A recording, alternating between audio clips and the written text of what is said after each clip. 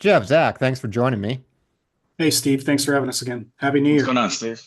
Happy New Happy Year. New Year. We are talking 2025 real estate trends. As always, everybody has an opinion, including some of the folks at CBRE. They've got a few thoughts, including the office market's likely to find stability in the year ahead. They're seeing improvement there. They're seeing a construction slowdown, occupier sentiment shifting towards expansion. They're thinking maybe a 5% increase in overall office leasing volumes in 2025. They're seeing prime office space, the best offices in shorter supply. And we've also kind of talked about there's definitely been a continuing trend of back to office with some outfits making it non-negotiable now of we want you in the office. Let's start off with the office. What are you guys seeing for that sector? We've got a few properties in the market. Well, if the United States government is going to follow through what they said, you're going to have tens of thousands of people going back. If they do it, I think it's dominoes and everyone else is going to have to be in office pretty much full time. But we've talked about this a lot, and we've said for a while that office is not dead. Office is growing. People will come back. They still need this space. And I don't know if we were a leading indicator or if our crystal ball was just shining a little bit better than somebody else's. But we kind of saw this a little while ago, and we've been following this trend closely. We obviously have a lot of office property. We've had a lot of good leasing velocity. We're seeing that pick up even more so. But we've kind of been saying this for a while, and I think that will continue through 2025. Yeah, I mean, I'd say probably the same thing. It's a little different. I don't think anybody's ever really considered the side that, almost all forms of real estate are cyclical in nature. It just depends upon what's going on, what the government wants you to do. But the reality of all of this is, the work from home was just a short-lived trend. I think people have realized the inconsistencies and lack of efficiency that comes with it. And while we're talking about, really just office at this moment, that's kind of rolls into everybody else's lives, right? Like you can't just be at home, be at work, all in the same place all the time, and expect there to be some sort of, split between church and state. So I think the trends will probably contend. I mean, you'll probably continue to see trends, like they've been going from, probably Q2, Q3 of last year. Q4 is always difficult to kind of really see where things are going to go because of all the holidays. Added the election, so I think after January 20th, we'll probably see a lot of things start really going. Well, I don't want to say downhill, sliding and moving, and things going in different directions, and seeing where people want to take things. Yeah, But and if I could, sorry, Steve, I don't want to cut you off, but I was thinking about what comment that we'd received on one of our other videos where someone pointed out that even in office, people are allotted breaks and have nap rooms and other things like that. Yeah. We're not saying that there's a lack of productivity at home. And there is, out of a workday that's 8 hours, you're probably only getting 3 solid hours if you're lucky of good work.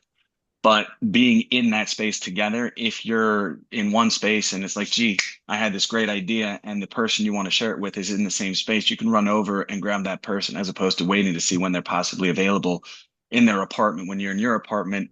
And you lose a lot of, that creative mojo waiting for things, trying to line things up with other people's schedules that don't align as well when you're not kind of doing the structural or functional office and traditional stuff. So I think a lot of people, like Jeff said, the trend is kind of reversed, and we want to see, that level of increased productivity. Not that there isn't productivity, but I think there is a lot of synergy in all the people being in the same place at the same time. Yeah, maybe that's a better way to put it. Synergy instead of efficiency, but I think it's a little bit of both.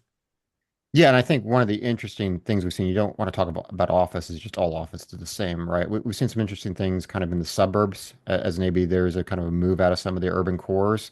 We've definitely seen mixed use, where it's not just office, but maybe it's office mixed with some retail, some other types of services that seems to be a bit of a trend in development.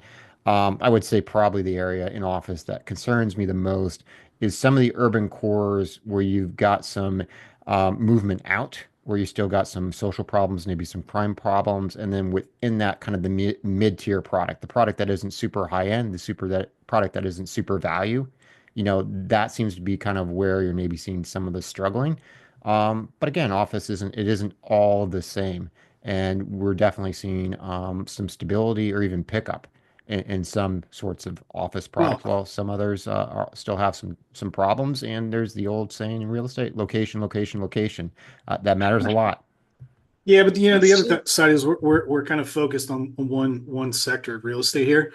There's a lot of different trends this article is talking about, but we're looking at a lot of things specifically in the Southeast. We're looking at multifamily, in different areas like the Carolinas, through Georgia, through Florida, and finding good opportunities. We're not just sitting there saying the only thing we do is office. We're just trying to distract from all of the bad talk or naysaying of office.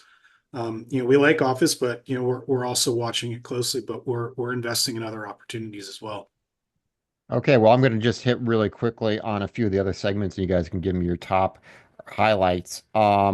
We continue to see a lot of demand for retail, with one of the trends expected is that retailers are going to try to lock in more long-term leases as there's just limited demand there. And we definitely saw in retail a little bit more of a move to that kind of suburbs closer to the home. Industrial, CREs seeing maybe shifts in products beyond just like data centers and warehouses, cold storage facilities, EV batteries.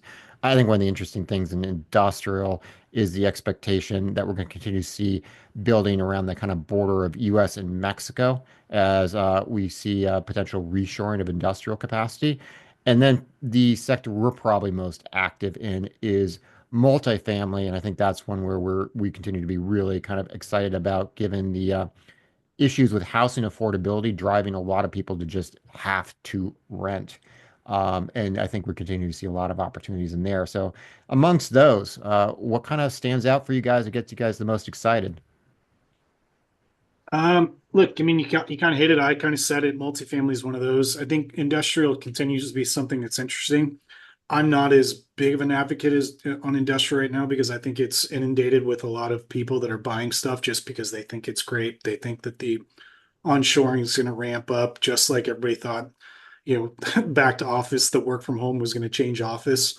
So I think, but for me, I like multifamily. I like the dynamics, the understanding that people aren't, and especially younger generations aren't buying, they're continuing to rent so they can remain mobile and continue to move places, do different things, travel, etc.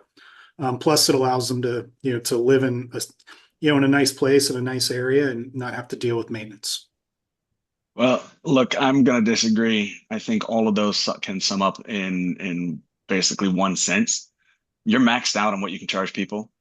Inflation is too high. It has not come down. Shelter inflation and goods inflation, especially, are the highest, which is where people's pocketbooks are the most. People are not paying the prices. You can't increase to offset the increased interest rates that we now have to face. The Fed has reset the whole dot plot. So we're not going to get a pullback in interest rates. There's not going to be any relief in terms of pricing. Landlords are going to have to increase. Tenants aren't going to pay it. So I think that you've kind of reached the cap, and you're going to see a lot of people get squeezed and a lot of value that doesn't exist. Look at it the other way. People thought, let me just buy something. I'll fix it up. I'll rent it out, and then I'll put a mortgage on it. I'll get my money out, or I'll move on to the next one. The value add play is dead. So I don't think that you're going to see a lot of growth in these. I think you have to be incredibly careful about what you're looking at, what you buy, and you have to be buying at a discount, or believe it or not, you got to start building it. And that's how you're going to reset everything. I think those are great points, Zach. Actually, I think that's a great point to end this one, because it's basically you need to be an investor. You need to know your stuff. You need to do your work. This is a market you can make money in, but it's one where you're going to have to work to make it. I think would be a fair way to sum up what we've been talking about. There's no easy money out here. Every segment's going to have possibilities to it. Thanks for the insights, guys. If you enjoyed the video, give us a thumbs up, comment, let us know what we got wrong, right, or topics you'd like to hear more about.